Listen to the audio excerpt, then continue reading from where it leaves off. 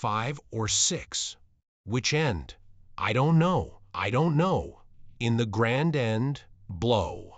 All right, take a look. Hold it in this manner. Hold it this way. Similar to this. All right. With a single hand-carved duck call, Bill Robertson created a $500 million business. But he was a very different person before the notoriety and the TV cameras.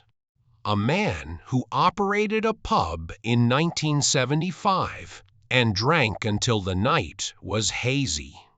A man whose wife concealed bruising during their son's pregnancy. A man whose small-town connections allowed him to avoid going to jail for assault. How did he become America's most well-known hunter from trailer trash? What actually transpired over those years that were lost and never discussed by his family? Everything is altered by the response. On April 24, 1946, Phil Robertson was born in the little Louisiana town of Vivian, where the woods seemed closer than the outside world. His family lived in a log cabin that was peaceful and unadorned, without running water, electricity, or an indoor bathroom. He was the 5th of 7 children. Low-pressure gas from a well across the creek powered their hand burner. There, things flowed slowly, as if time had halted in the 1850s. Whatever they hunted, fished, or cultivated allowed them to exist. Fish, pigs, chickens, squirrels, deer, and anything else the garden had to give. Only once a month or so would they go grocery shopping, and then only if they had $5 to spare. The cabin was constructed in the early 1900s. Only 3 rooms, with a little shed that was erected later. Phil recalled that life as joyful despite all its imperfections. He claimed that his parents' lack of complaints influenced his worldview long before he became aware of poverty. But they were deeply impoverished. In the 1950s, the Robertsons lived off the land without any contemporary conveniences. Just a short drive from Texas and Arkansas. When Phil recalled those times, he recalled how his siblings would occasionally quarrel over food leftovers, a memory that would stick with him for the rest of his life. His parents, however, never became resentful. They instilled in their kids the values of hard work and gratitude for what they had. As he progressed, that silent strength developed within him. Even before Phil could walk, hunting was a part of his story. Hunting meant survival, so from the time he was 5, he spent every day in the woods. He learned how to use slingshots and set snares because they couldn't afford weapons or ammunition. He learned to read animal trails the way some children learn letters, and he was able to hit a squirrel at 20 yards. Phil concentrated on ducks, whereas his brother Terry enjoyed chasing deer. He would rather hunt than breathe, according to the jokes of those around him. He got so skilled that he was referred to as a duck killer, a moniker he took pride in since it provided for his family. Before he ever considered life outside of Louisiana, those long days in the woods established his identity. His cousin Nathan Hale reconstructed the log cabin where it all started years later. Phil came by frequently. The location remained between Host and Vivian. Despite its modest size and age, it included all the memories that led him to claim that he had been content. Standing there reminded me of times when the family was concerned about running out of food. However, it also brought up memories of how that life molded his fortitude. Phil was driven to find a way out by the early recollections of him and his siblings fighting over food. Sports seemed like a way to achieve freedom, which is why he selected them. He despised the notion of relying on handouts and welfare. He came to see football as a means of escaping poverty. And he brought that conviction into North Cato High School. Bill became an exceptional athlete at North Cato. In the early 1960s, he achieved all-state status in track, baseball, and football, a unique accomplishment in Louisiana at the time. In order to gain strength, he spent hours running sprints and hurling boulders in the muddy fields while barefoot because his family could not afford cleats. Scouts saw him right away. He received a full scholarship offer from Louisiana Tech in 1965. He accepted it since it provided for all of his needs, including petrol and books, things his family could never have afforded, and it felt like a step ahead. Phil's reputation as a quarterback quickly expanded. His arm was strong and unafraid. People made jokes about how he threw rocks at birds to build that arm, and that was somewhat true. His high school team made several postseason runs under his leadership. Additionally, he played ahead of a young Terry Bradshaw at Louisiana Tech, where he started in 1966 and 1967. He caught 179 of 401 receptions for 2,237 yards and 12 touchdowns over the course of 2 seasons. His raw, aggressive style was evident in the 34 interceptions he threw. Even Bear Bryant commended Phil's throwing skills despite Louisiana Tech's struggles during those years, including a 34-0 loss to Alabama. Everyone thought he was talented, but his passion remained in the forest. Phil also continued to push recruiters. He insisted that scholarships pay for books and gas when colleges approached him because he could not go without them. He had no desire for charity. He desired assistance that he had merited. He was remembered for his independence just as much as his on-field prowess. There was turbulence in his personal life as well. He dated Marcia Caraway, subsequently known as Miss K, in 1964, his senior year. Their small village reacted to her pregnancy with scorn and rumors. They were forced into a shotgun wedding by their relatives. Just before he left for college, it took place. One of the pillars of his public narrative was their love, which withstood that storm. When Phil gave up football entirely, it was the most unexpected development in his life. He gave up the sport in 1967 after beginning ahead of Bradshaw and attracting interest from scouts. For him, hunting was more important. Later, the Washington Redskins contacted him about joining the club and earning about $60, which at the time was a huge sum of money. Phil declined. Instead, he went with the Ducks. People were in disbelief. Coaches were shocked. According to teammates, the incident marked the end of what may have been a successful football career. Phil never felt bad about the decision. In a peculiar sense, his time as a collegiate quarterback became legendary.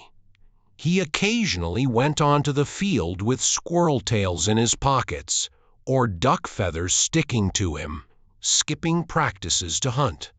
In order to retrieve ducks, he even swam across icy lakes in his panties. His teammates simultaneously shook their heads, laughed, and expressed admiration for him. Bradshaw eventually replaced Phil as quarterback, and his ascent to NFL fame became legendary. Phil later obtained a master's degree in education and a bachelor's degree in physical education. He became a teacher and was adored by his pupils, who claimed he infused the classroom with fun and vitality.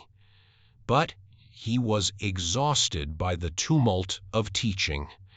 He referred to his pupils as angry stompers and believed that his identity and the surroundings were at odds.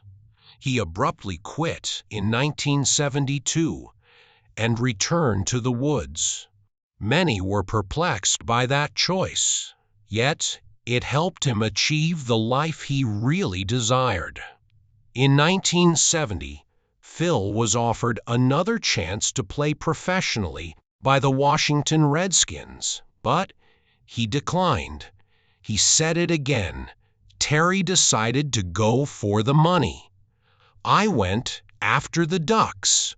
Almost the course of his career, Bradshaw earned almost $45 million.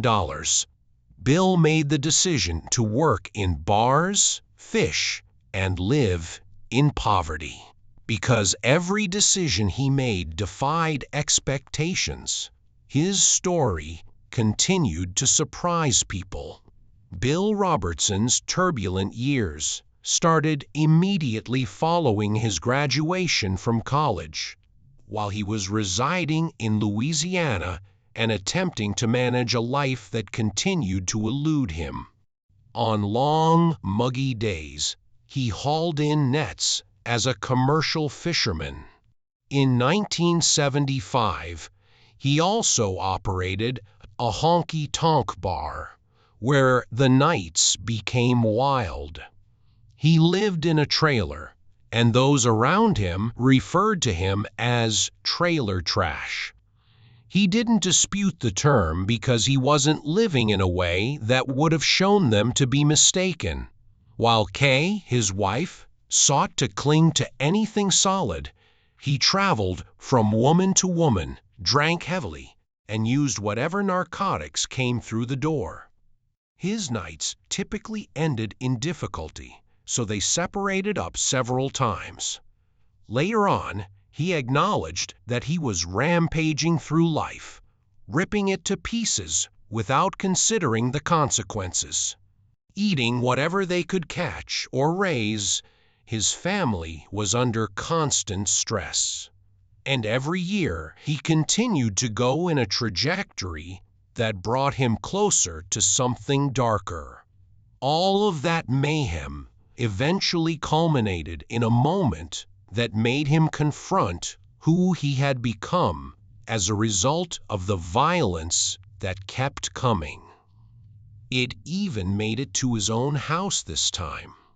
He got into a brawl at the bar he ran one night in 1975 while in the midst of another drunken rampage. He attacked the bar owner and the owner's wife when the altercation escalated from yelling to a full-on brawl. Although the attack was severe enough to land anyone else in jail, he was able to evade prosecution thanks to his small-town reputation and a few close friends. The mental burden of those days lingered with Kay for decades, even though she was concealing bruises and pregnant at the time. The shadow of that night lingered with their family, despite the fact that he left without facing any legal repercussions. Although he didn't immediately alter, the incident introduced a painful and indisputable element into their narrative. Before he eventually found his way back, he crossed the line that represented the lowest point. Long before he realized how brittle things might get, his life with Kay had begun nearly 10 years prior. On January 5, 1965, Alan, their first son, was born. By 1966, they were wed in what was referred to as a shotgun wedding. The two of them had no idea how to raise a family of 4 boys on nearly nothing. And Kay was just 16. Alan was born in 1965, followed by Jace on August 16, 1969, Willie, and Jeff. They relied on whatever the land provided and survived on roughly $8,000 annually into the 1970s. To feed everyone, Kay caught and netted fish. And although if Robertson's crazy nights left her alone with the boys and throbbing with worry, her grandmother's remarks encouraged her to stay. Someone in the home had to, so she clung to hope. Long after those initial storms, years later, another one came from the past. Robertson found out in November 2019 that he had a daughter named Phyllis from a brief romance in the 1970s thanks to DNA testing. She initially contacted his sons, and in early 2020, a DNA test verified the information.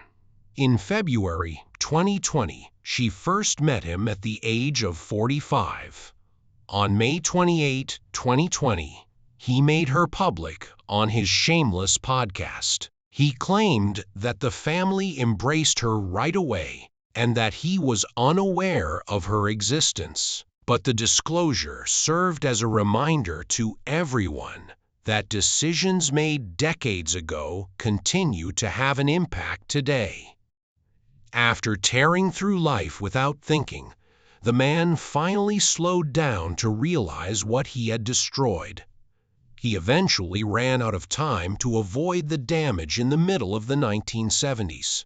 He attended a revival meeting and encountered the kind of message he had previously rejected. According to him, he lived under the evil one during those formative years and had a history of mischievous behavior that almost cost him his marriage and his family. He claimed that up until the day something inside of him failed, he had been getting wasted and high with the worst of them. He then severed his connections with his former pals, changed his phone number, and lived in seclusion for a year as he rebuilt what remained of himself. His life completely changed as a result of that choice, which gave him a basis based on faith rather than noise, and transformed chaos into something more stable. However, neither failure nor faith marked the beginning of his story. A portion of it started in 1972 at the Arkansas-Louisiana border on Moss Lake.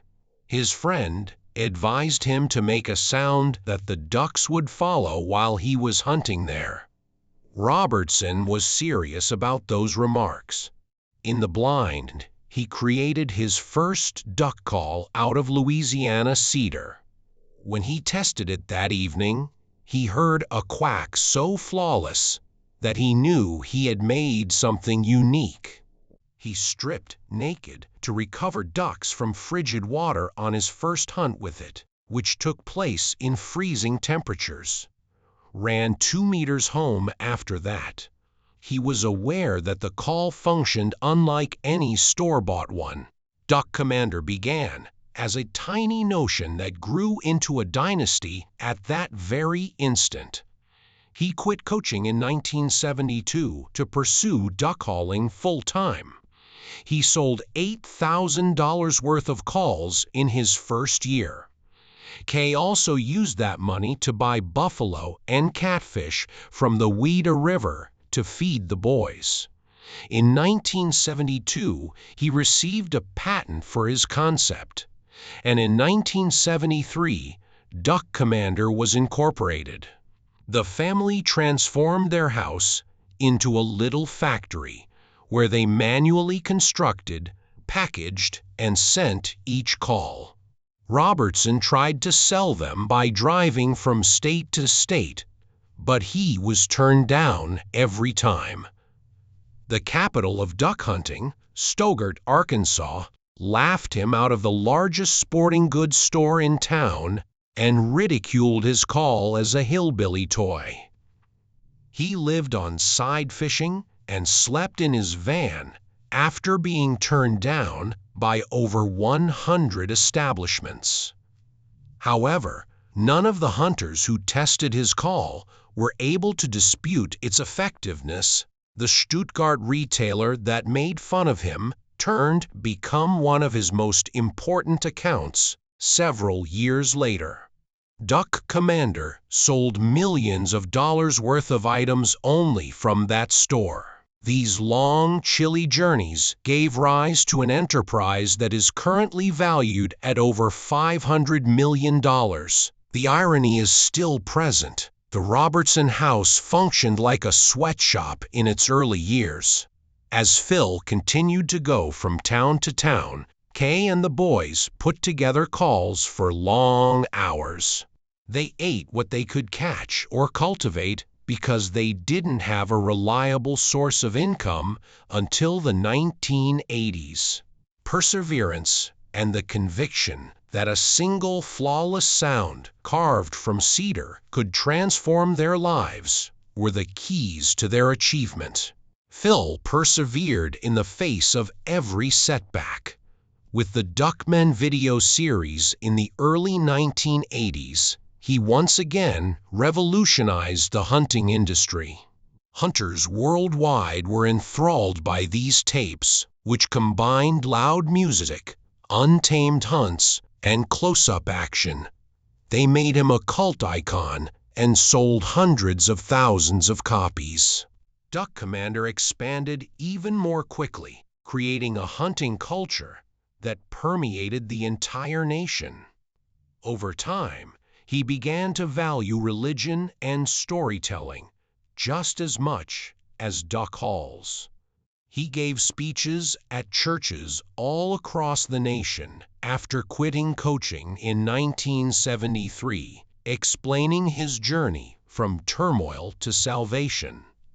His 2013 book, Happy, Happy, Happy, was a New York Times bestseller, and he and his son Al co-authored the Duck Commander Faith Bible. His metamorphosis helped create the public persona that millions of people became familiar with and influenced the identity of the entire Robertson family.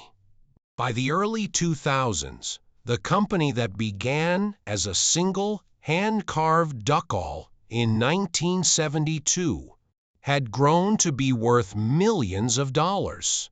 Duck Commander grew into clothing, equipment, and entertainment under Willie Robertson's direction, selling in all 50 states as well as internationally.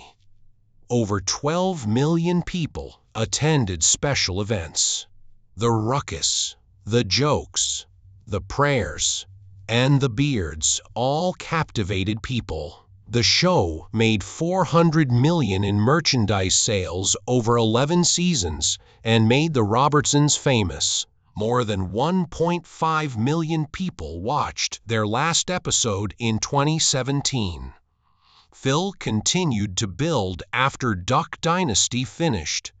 He continued to share stories about faith and the outdoors, made appearances in spin-offs, and co-founded the Unashamed podcast with his boys in 2018. For his efforts as an outdoor enthusiast, he was admitted into the Louisiana Sports Hall of Fame in 2020. His influence extended beyond television to include outdoor culture, podcasts, and novels. He also didn't avoid politics. He appeared in a campaign video shot on a duck hunt in 2016 endorsing Ted Cruz. Cruz backed Donald Trump after withdrawing.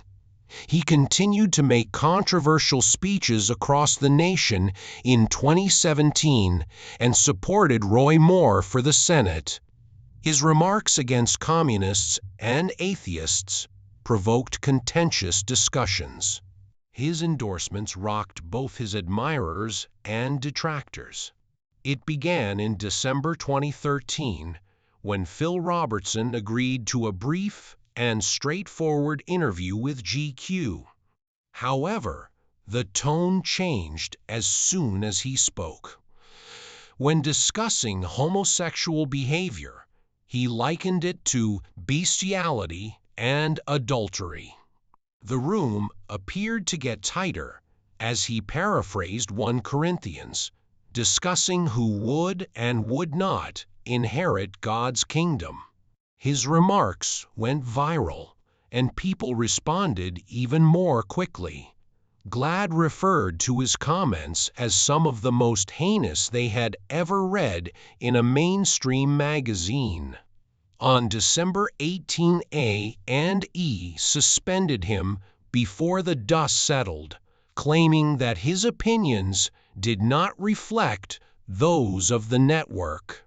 From entertainment news, the topic evolved into a national discussion. There was debate on all sides, and oddly, it was at this point that Phil's personal convictions and public persona clashed so forcefully that the sound didn't go away. However, the suspension had no calming effect. Rather, it created a completely new storm.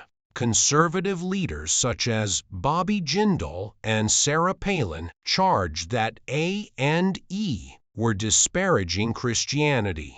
Advocates launched the I Stand with Phil petition, which amassed over 260,000 signatures.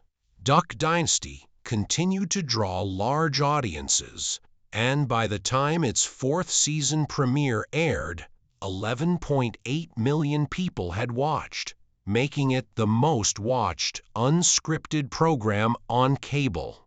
The network lifted the suspension after 9 days. They claimed they respected religious tolerance even though they didn't agree with his viewpoints. There was not a single episode absent from the program's scheduled airing. Whether or not people agreed with him, it pushed Phil farther into the role of a cultural fighter and served as an illustration of how ratings, public pressure, and controversy can combine to force a network to alter direction. Then, in March 2015, he stood at CPAC. Before relating it to the concept of life without moral judgment, he leaned into the microphone and delivered a violent narrative of an atheist family being attacked. The brutality he described left the audience uneasy. The video became viral. The argument over free speech, religion, and whether his remarks went too far or just expressed his beliefs intensified as atheist organizations referred to it as a hate fantasy. He became even more well-known, and people started to divide around him in ways that seemed to last forever. Another stunner came from the same GQ interview. Phil claimed that during the Jim Crow era, he never seen any mistreatment of black people. Despite decades of systematic bigotry and bloodshed, he characterized them as joyful and singing. Critics reacted, citing actual instances of injustice and lynchings. His remarks remained unaltered despite his defenders' claims that he was merely expressing what he personally seen, and the discrepancy between memory and recorded history increased the outrage once more. He seems to stir up something fresh with each interview. He never expressed regret during it all. Rather, he reiterated his views via podcasts and novels. He once claimed that they love everyone, including terrorists, drunks, and homosexuals, but they just let God deal with them later. His supporters clung to the line as a symbol of their faith. For those who didn't, it was interpreted as a rejection of the hurt his comments had caused. He remained in the same position. If anything, it strengthened his followers and made his detractors more vocal, shaping him into a man who remained steadfast in the face of conflict.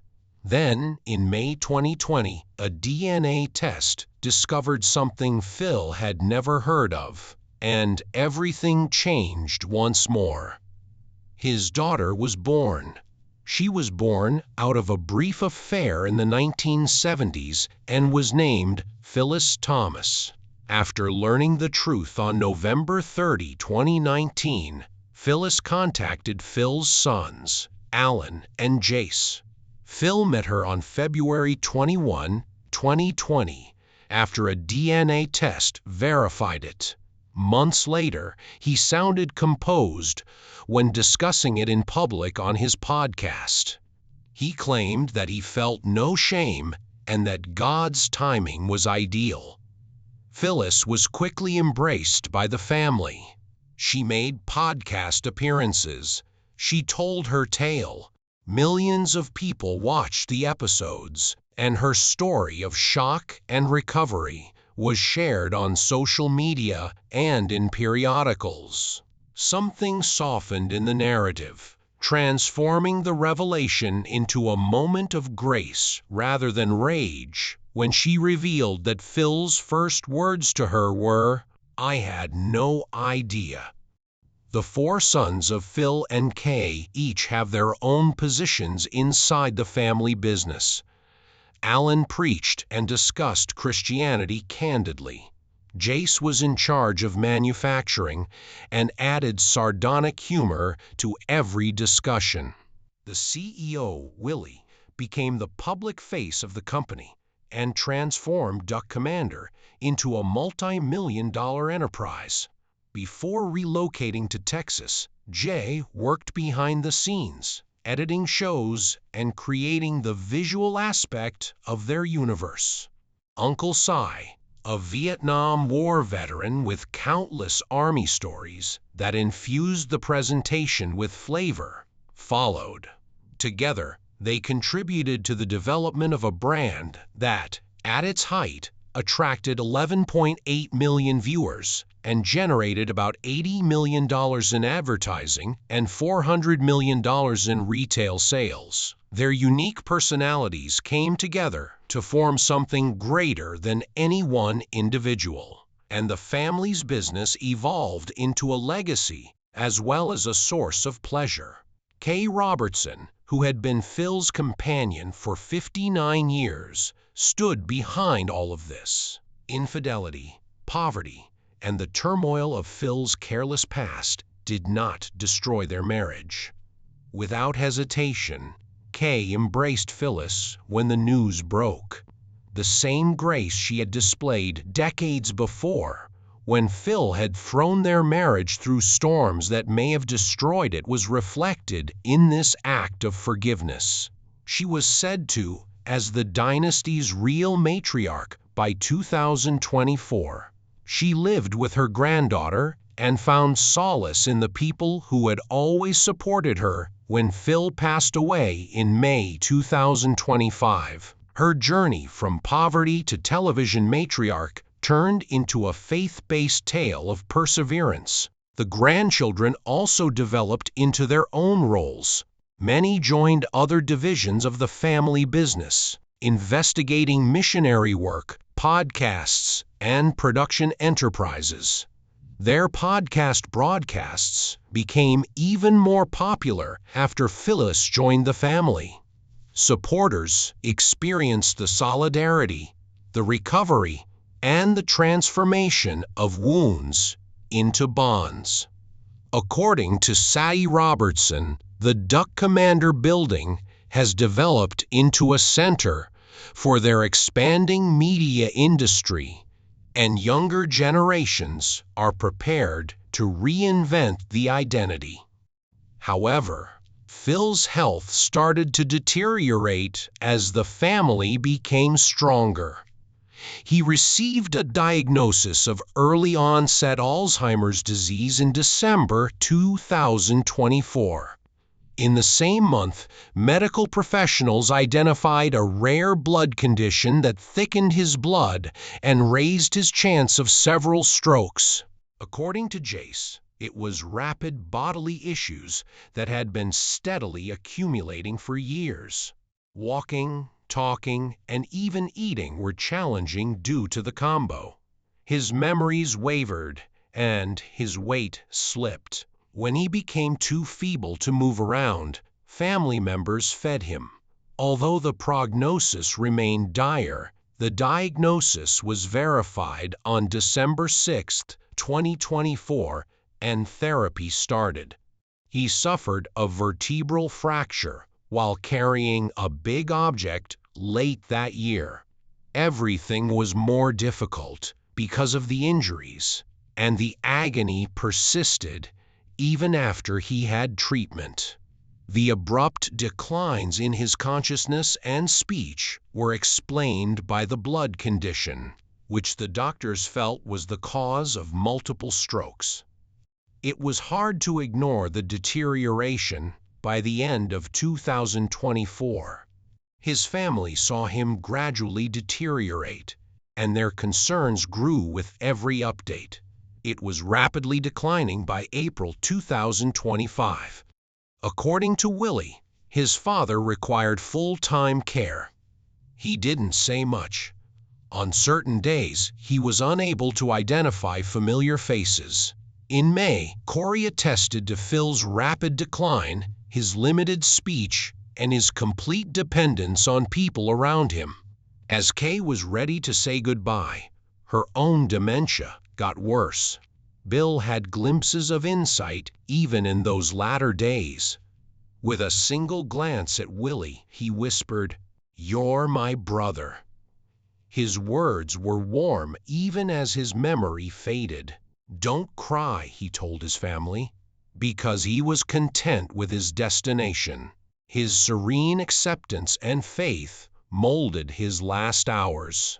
At the age of 79, Phil died on May 25, 2025.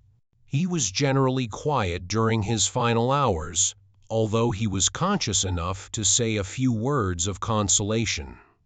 The family honored him with memories connected to faith, family, and ducks at private eulogies on YouTube on June 7. Friends and admirers took to the internet to discuss his impact. The swift decline that followed his diagnosis was reported by media outlets, who noted how quickly things deteriorated after December 2024. On June 2025, a week after his passing, Duck Dynasty made a comeback with a commemorative episode.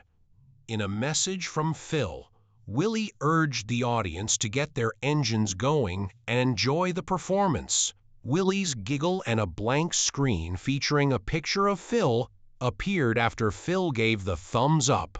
The family's posts that day received over 500,000 reactions, demonstrating the breadth of the public's reaction to the news. The tributes went on. The family shared Phil's final words in a podcast episode that was released on May 27, 2025. In its first week, it received over 1 million views. They also declared that a portion of his inheritance will be donated to local churches and the Duck Commander Foundation, among other religious organizations. A May 29th video featured a celebration of life, complete with a surprise birthday for Kay, surrounded by kids and grandkids. The empire he established continued to expand even after his death. In 2025, Duck Commander's company valuation surpassed $400 million, and Willie's projected net worth hit $45 million. In December 2025, the family welcomed 2 more children, increasing their total number of grandchildren to 15. A picture of Cy kneeling at Phil's grave went viral early in 2026, garnering over 2 million views and 100,000 shares. Willie's leadership, the loyal following, and the items that continue to generate millions of dollars each year helped the brand stay strong.